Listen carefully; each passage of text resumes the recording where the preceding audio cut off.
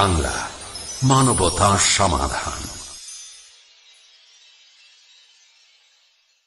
From this day on, forever be true. Cherish this life that's destined for you. Live your life with kindness and care. Remember, Allah will always be there, be there. Nikahun mubarakun, mubarakun. Zawajun mubarakun, mubarakun. An-nikahu min sunnati. আলহামদুলিল্লাহ ওয়াসসালাতু ওয়াসসালাম আলা রাসূলিল্লাহ ওয়া আলা আলিহি ওয়া সাহবিহি আজমাইন, আম্মা বাদ। আউযু বিল্লাহি মিনাশ শাইতানির রাজীম। বিসমিল্লাহির রহমানির রহিম। হুন্না লিবাসুল লাকুম ওয়া আনতুম লিবাসুল লাহুন্না। রব্বি ইশরাহ লি সাদরি ওয়া ইয়াসসির লি আমরি ওয়াহলুল উকদাতাম মিন লিসানি ইয়াফকাহু কাওলি। আপনাদের সবাইকে স্বাগত জানাই ইসলামিক সম্ভাষণে। আসসালামু আলাইকুম ওয়া রাহমাতুল্লাহি ওয়া বারাকাতুহু। আল্লাহর দয়া, শান্তি এবং রহমত আপনাদের সবার উপরে বর্ষিত হোক। আজকে আমরা একটা বিশেষ অনুষ্ঠান করতে যাচ্ছি। অনুষ্ঠানের নাম হচ্ছে অর্ধাঙ্গিনী নাকি তিক্তাঙ্গিনী। আর এই অনুষ্ঠানে আপনারা যারা এখানে আছেন তারা আমাকে প্রশ্ন করতে পারেন বিয়ে সম্পর্কে, জীবনসঙ্গী বেছে নেয়ার ব্যাপারে, অথবা নিকাহ সম্পন্ন করা এ ব্যাপারে প্রশ্ন করেন, অথবা বিয়ে পরবর্তী জীবন সে প্রসঙ্গে, অথবা বিবাহিত জীবন কিভাবে কাটাবেন। এক কথায় বিয়েতে রাজি হওয়া তার মানে নিজে থেকে কবুল বলা।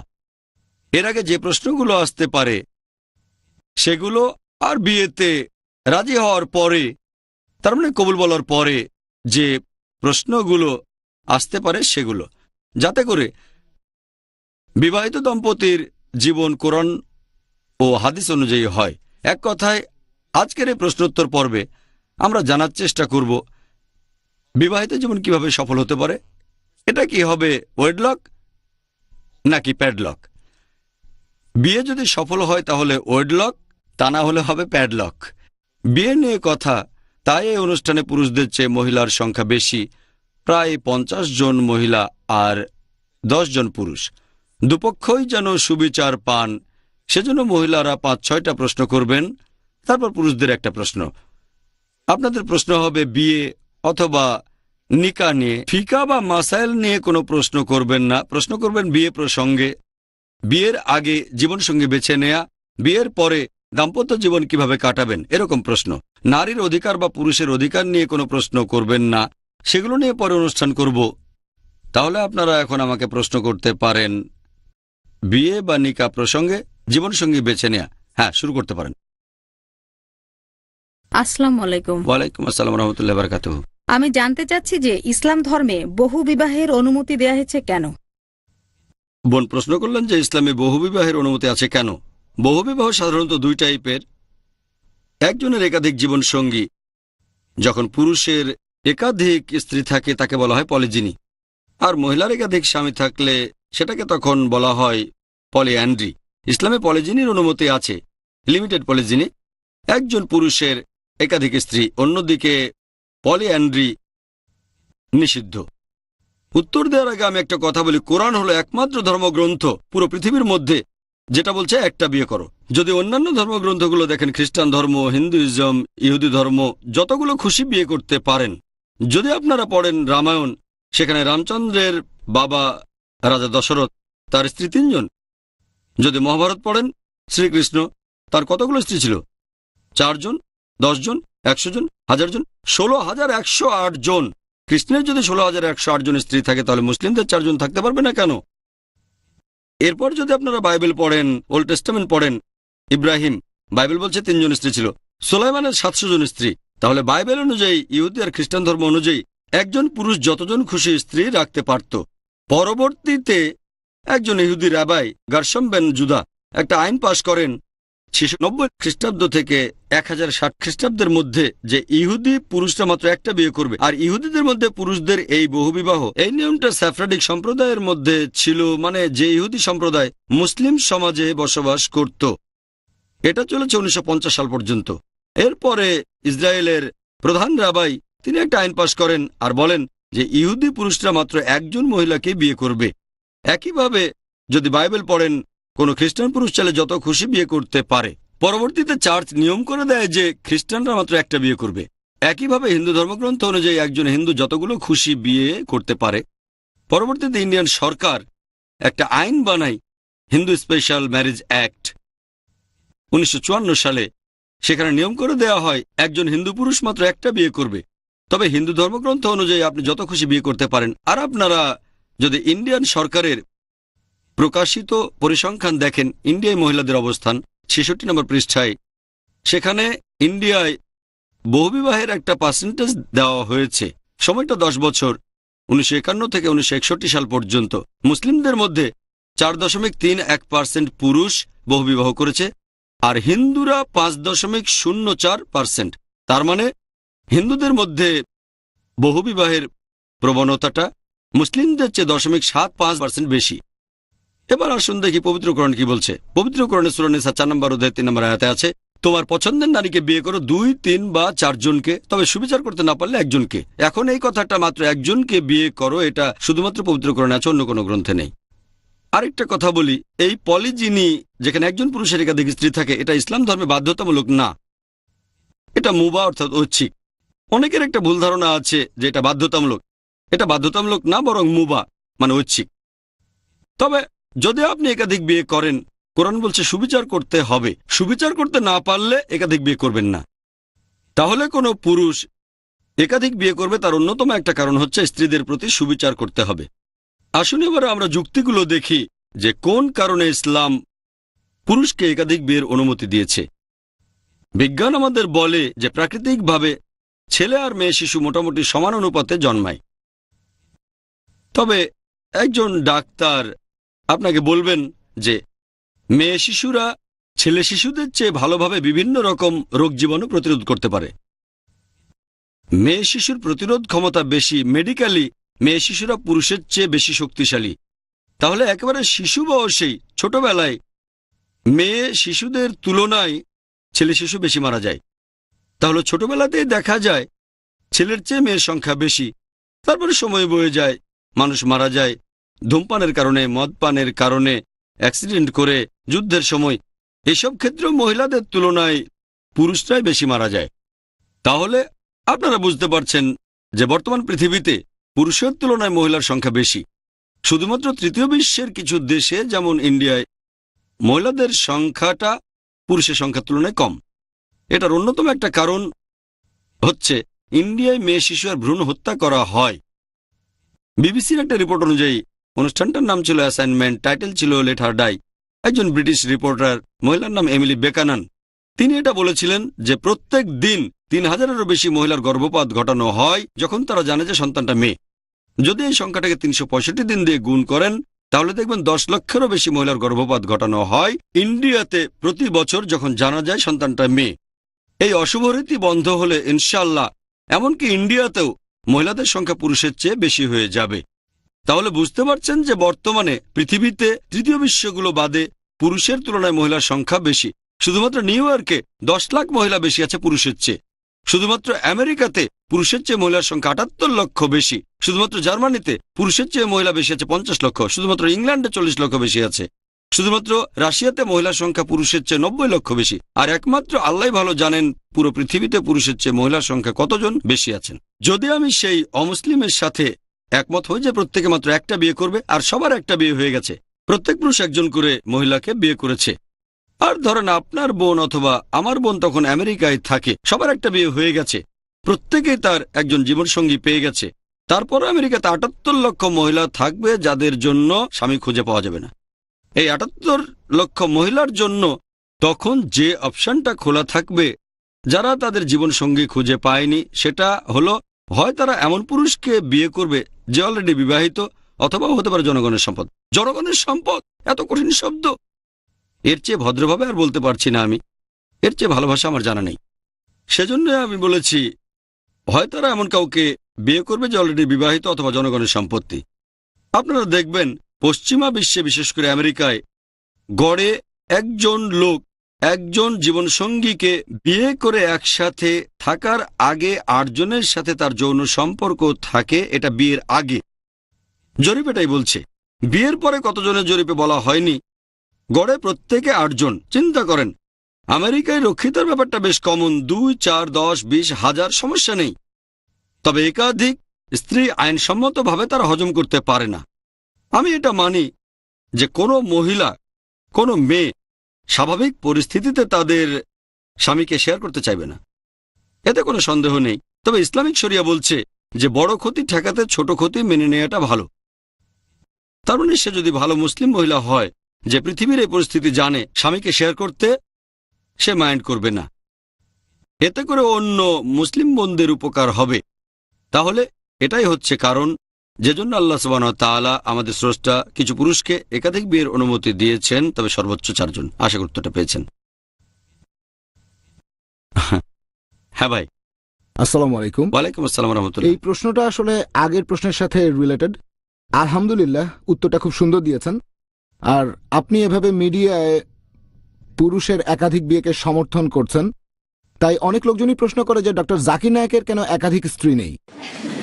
আপনি বললেন যে আমি পুরুষদের একাধিক বিয়েকে সমর্থন করছি, এটা ঠিক না। আমি সমর্থন করছি যে অনুমতি আছে। এখন আপনার প্রশ্ন, আমি কেন একাধিক বিয়ে করিনি? মাশাআল্লাহ, আমার জীবন সঙ্গী আছে, একজন জীবন সঙ্গী, আর মাশাআল্লাহ আমি সুখেই আছি। আমার আর একজন স্ত্রীর কোনো প্রয়োজন নেই। একাধিক বিয়ে করার ইসলামে অনুমতি আছে, সেজন্য আমি বলেছি এটা বাধ্যতামূলক না, এটা মুবাহ। এরকম অনেক মুবাহ কাজই আমি করি না, যেমন ইঞ্জিনিয়ার হওয়া মুবাহ, আমি ইঞ্জিনিয়ার নই। ঠিক, তাহলে অনেক মুবাহ আছে যেগুলো আমি করি না। আমার মতে একাধিক মহিলাকে বিয়ে করাটা মুবাহ। যদি কেউ বিয়ে করে, যদি প্রয়োজন হয়, কোনো সমস্যা নেই। আমার কথা বললে মাশাআল্লাহ আমি আমার স্ত্রীকে নিয়ে সুখী। এমন না যে সুখী না হলে দ্বিতীয় বিয়ে করতে হবে। একজন স্ত্রীর সাথে সুবিচার করা আমার কাছে এটা বেশ কঠিন মনে হয়। দুজনের সাথে সুবিচার করাটা আরো কঠিন হবে। আমার কাজের কারণে এটা কঠিন। তাহলে একাধিক মহিলাকে বিয়ে করাটা মুবাহ, অর্থাৎ ঐচ্ছিক। আমি কাউকে একাধিক বিয়ে করার জন্য উৎসাহিত করছি না। আমি বলেছি ইসলাম ধর্মে এই ব্যাপারে অনুমতি আছে যে কিছু পুরুষ একাধিক বিয়ে করতে পারে। কেন? কারণ পরিসংখ্যান বলছে, আগেও বলেছি যে পৃথিবীতে পুরুষের তুলনায় মহিলাদের সংখ্যা বেশি। প্রতি 1000 পুরুষের বিপরীতে 1005 জন মহিলা আছে। তার মানে 0.5%, অর্থাৎ 200 জন পুরুষ থাকলে মহিলা 201 জন। ধরেন যদি 200টা বিয়ে অনুষ্ঠিত হয়, তাদের মধ্যে একজন পুরুষের একাধিক স্ত্রী থাকবে, তার মানে 2 জন। যদি সব পুরুষ একাধিক বিয়ে করা শুরু করে, তাহলে মহিলাদের একটা ঘাটতি হয়ে যাবে। এমন হতে পারে। তাহলে গড়পড়তায় যদি আপনি পরিসংখ্যান দেখেন, তার মানে এই না যে ইসলাম বলছে মাত্র 0.5% এটা করবে, এরকম বলছি না। কোনো দেশে হয়তো 5% বা 10%, কোনো দেশে হয়তো আরো বেশি, কোনো দেশে হয়তো 0। তবে যদি সামগ্রিকভাবে পরিস্থিতিটা দেখেন, আর বিভিন্ন রকম কারণে দ্বিতীয় বিয়ে করার প্রয়োজন হতে পারে। একটাও হতে পারে এরকম যে স্বামী হয়তো হাইপার সেক্সুয়াল, সে হয়তো একজন স্ত্রী নিয়ে সন্তুষ্ট নয়, এটা একটা কারণ। আরেকটা কারণ হতে পারে হয়তো তাদের সন্তান নেই, তাই প্রথম স্ত্রীকে ডিভোর্স দিয়ে আরেকটা বিয়ে করার বদলে প্রথম স্ত্রী থাকুক, সে তো ভালো, তাকে অধিকারগুলো দেন, আরেকটা বিয়ে করেন আপনি, কোনো সমস্যা নেই। এ বাদে অন্যান্য আরও কারণ থাকতে পারে। তাহলে একাধিক বিয়ের একটা কারণ হতে পারে হাইপার সেক্সুয়ালিটি, দ্বিতীয় কারণ হতে পারে তারা সন্তান চাচ্ছে, তৃতীয় কারণ হতে পারে যে কেউ ভাবলো আমার আরও ছেলে মেয়ে চাই। এরকম বিভিন্ন রকমের কারণ। তাহলে এরকম বিভিন্ন কারণ থাকে, তবে কোথাও বলা হচ্ছে না যে এটা ফরজ। যদিও কিছু লোক আছে যারা বলে এটা মুস্তাহাব, সুপারিশ করা হয়েছে, তবে আমার মতে এটা মুবাহ। আশা করি উত্তরটা পেয়েছেন। নিকাহুন মুবারাকুন, জাওয়াজুন মুবারাকুন। অতি উত্তম অর্থনীতি, সর্বোৎকৃষ্ট বাণিজ্য নীতি, সঠিক লেনদেন, বৈধ উপায়ে বড় লাভ। ইসলামী অর্থনীতি কত সুন্দরভাবে নূতন যুগেতে সফলতা অর্জন করেছে জানার জন্য দেখুন ইসলামী অর্থনীতি, আজ রাত 11টায় বা পুনঃ সম্প্রচার সকাল 10টায় বাংলাদেশে পিস টিভি বাংলায়।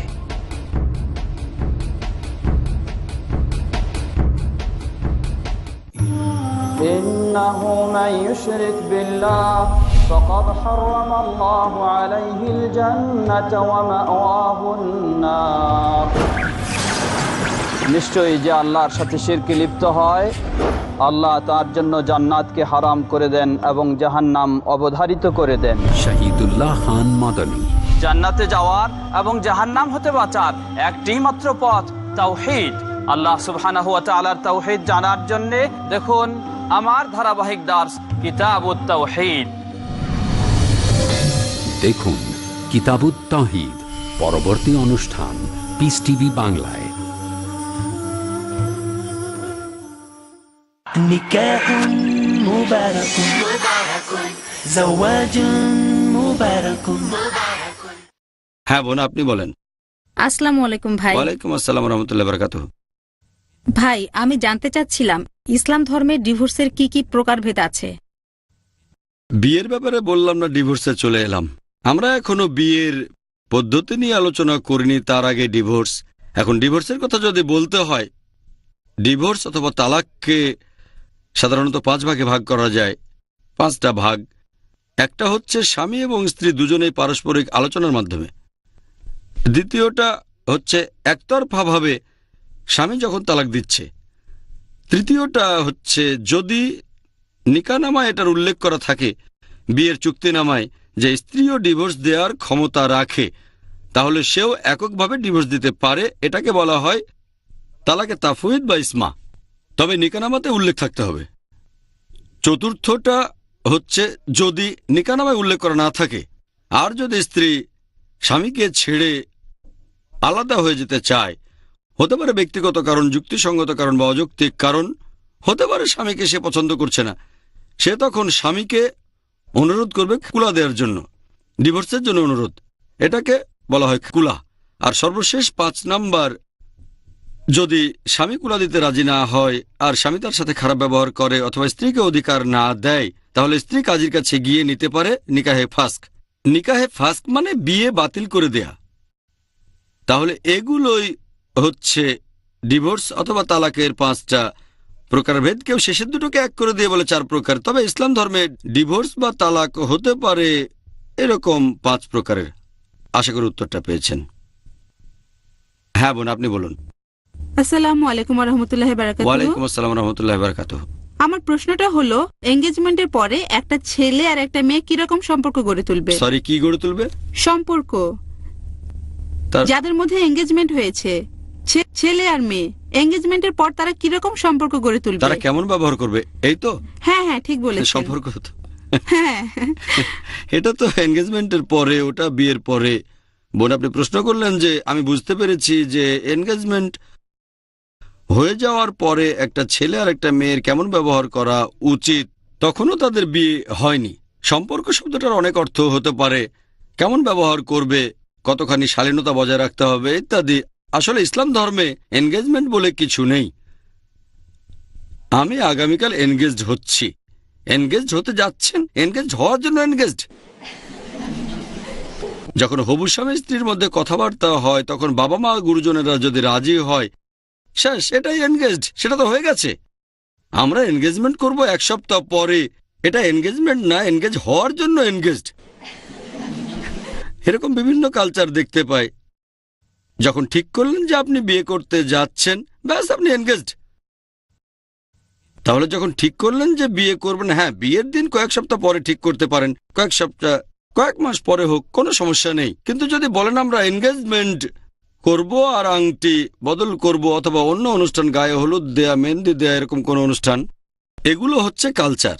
তবে কালচার মেনে চলাই কোনো সমস্যা নেই যদি ইসলামিক শরিয়া অনুযায়ী সেটা হয়ে থাকে, যদি কোরআন হাদিস অনুযায়ী হয়। আমি বলছি না যে এনগেজমেন্ট করা হারাম, কথা বলছি না।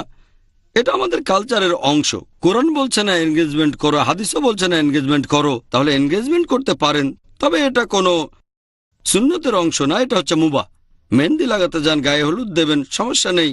তবে খেয়াল রাখবেন যেন অপব্যয় করা না হয় আর শরিয়া যেন না ভাঙা হয়।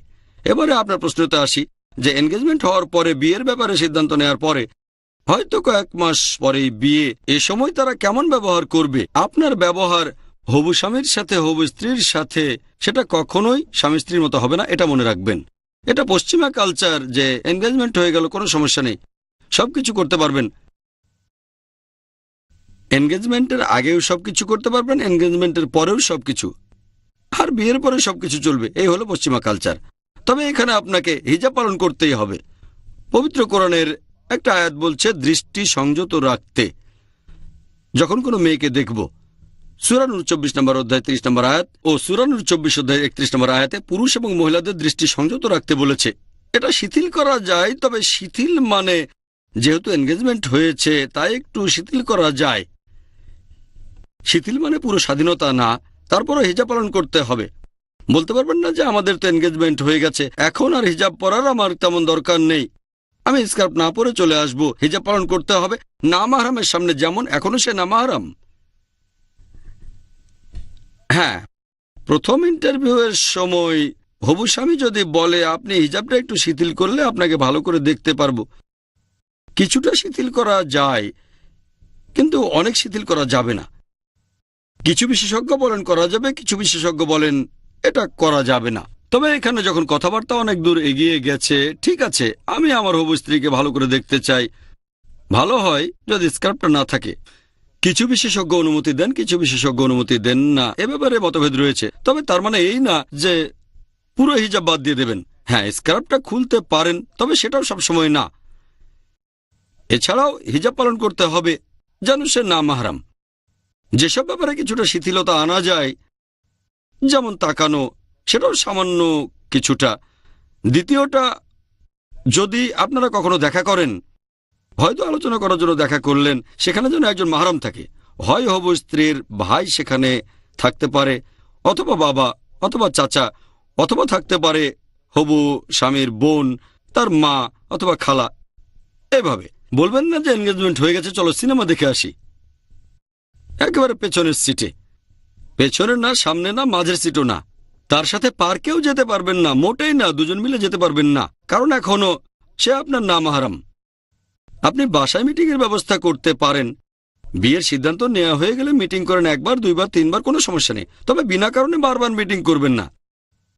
যে ঠিক করলেন আমরা প্রতি সপ্তাহে একবার দেখা করব,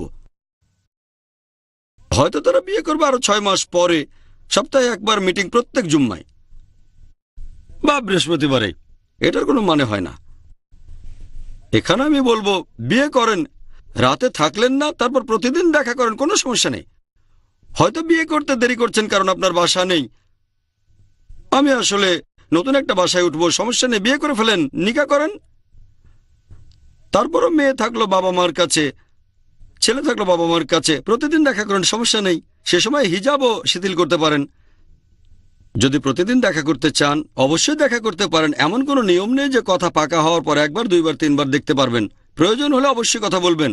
যেমন হয়তো আপনি প্রশ্ন করলেন আমি কোন সাবজেক্টে পড়বো, সে কোন সাবজেক্টে পড়বে, দেখা করতে পারেন, তবে সে সময় যেন একজন মাহরাম থাকে যখন কথা বলবেন। এমন না যে দেখা করব না কিন্তু ফোনে কথা বলবো অন্তত 8 ঘন্টা। আর আমাদের নবীজি সাল্লাল্লাহু আলাইহি সাল্লাম বলেছেন, যদি দুজন না মাহরাম কোনো ঘরে থাকে সেখানে তৃতীয় জন শয়তান। তাহলে যদি এনগেজমেন্টও হয়, আপনি একা আছেন, সাথে হবু স্বামী বা হবু স্ত্রী, এটা ইসলামে পুরোপুরি হারাম, পারবেন না। একজন মাহরাম থাকতে হবে। যদি মাঝে মধ্যে ফোনে কথা বলতে চান, হ্যাঁ সেটা বলতে পারেন, কথা বলতে পারেন, তবে অভ্যেস বানিয়ে ফেলবেন না যে সপ্তাহে অন্তত একবার কথা বলতেই হবে, অথবা 3 দিনে একবার বা মাসে একবার। প্রয়োজন হলে কথা বলবেন, তবে খেয়াল রাখবেন কথাগুলো যেন ইসলামিক হয়। খুব বেশি ঠাট্টা হাসি তামাশা করবেন না, এটাও হিজাবের একটা অংশ। না মাহরামের সামনে যেমন নিয়ম সেভাবে হিজাব পালন করতে হবে। যদিও তার সাথে এনগেজমেন্ট হয়েছে, তার সাথে দেখা করার সময় একজন মাহরাম থাকবে। অন্য লোকের ক্ষেত্রে একই নিয়ম। ধরেন ডাক্তারের কাছে যাবেন, সেখানে প্রতিদিন যেতে পারেন, সমস্যা নেই, কারণ সেখানে আপনার প্রয়োজন আছে। তাহলে যদি প্রয়োজন হয় যে বিয়ের কিছু বিষয় নিয়ে আলোচনা করতে হবে বা এরকম কিছু একটা, সেখানে যেন মাহরাম থাকে, তবে খুব বেশি শিথিল করবেন না। হিজাব পালন আর শালীনতা বজায় রাখাটা খুবই গুরুত্বপূর্ণ। আশা করি উত্তরটা পেয়েছেন। আসসালামু আলাইকুম। ওয়ালাইকুম আসসালাম রাহমাতুল্লাহি ওয়া বারাকাতুহু। একজন বিবাহিত পুরুষ আবার বিয়ে করতে চাইলে কি আগের স্ত্রীর অনুমতি নেওয়া বাধ্যতামূলক নাকি বাধ্যতামূলক না? আমি এটা জানতে চাচ্ছিলাম। বোন প্রশ্ন করলেন যে বিবাহিত পুরুষ যদি দ্বিতীয় বিয়ে করতে চায় তাহলে তার প্রথম স্ত্রীর কাছ থেকে অনুমতি নেওয়াটা বাধ্যতামূলক কিনা। আল্লাহ সুবহানাহু ওয়া তাআলা পুরুষদের একাধিক বিয়ে করার অনুমতি দিয়েছেন। সূরা নিসা অধ্যায় 4 আয়াত 3। আগে বলেছি তোমাদের পছন্দের নারীকে বিয়ে করো 2, 3 বা 4 জন, তবে সুবিচার করতে না পারলে একজনকে বিয়ে করো। তাহলে এমনিতে স্বাভাবিক পরিস্থিতিতে প্রথম স্ত্রীর অনুমতি নেওয়ার প্রয়োজন নেই।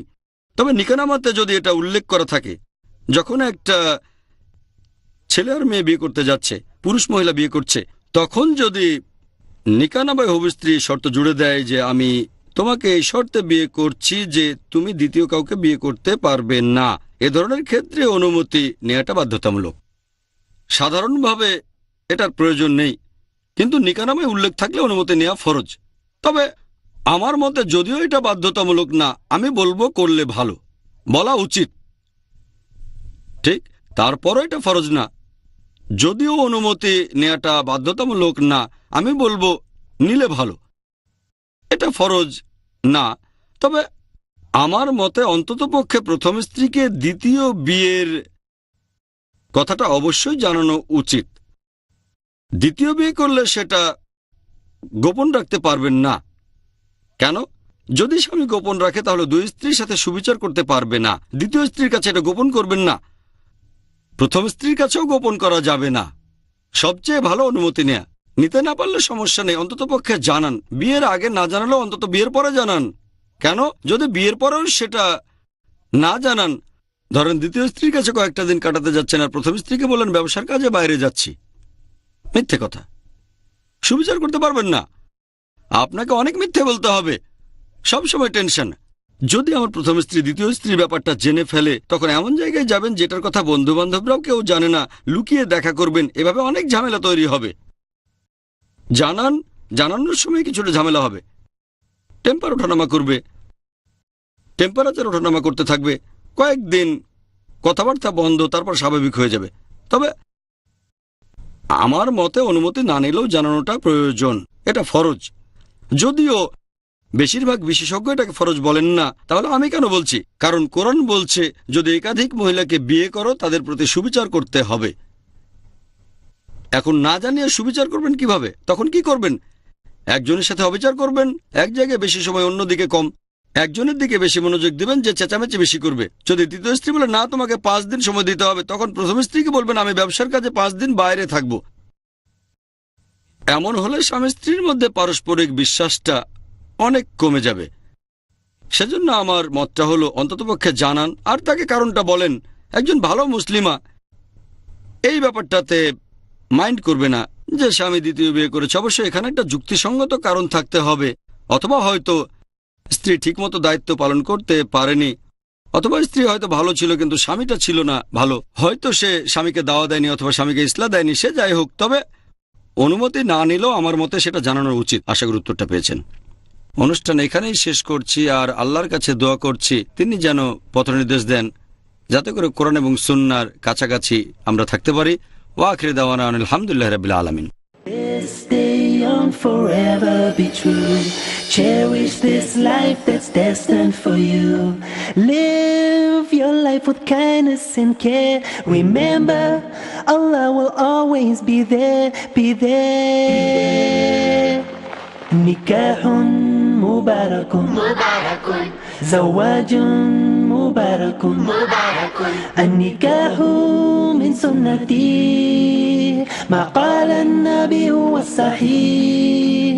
نكاح مبارك مبارك نكاح مبارك مبارك زواج مبارك مبارك। ডক্টর জাকিরের আন্তরিক বার্তা, ইসলামিক বোম।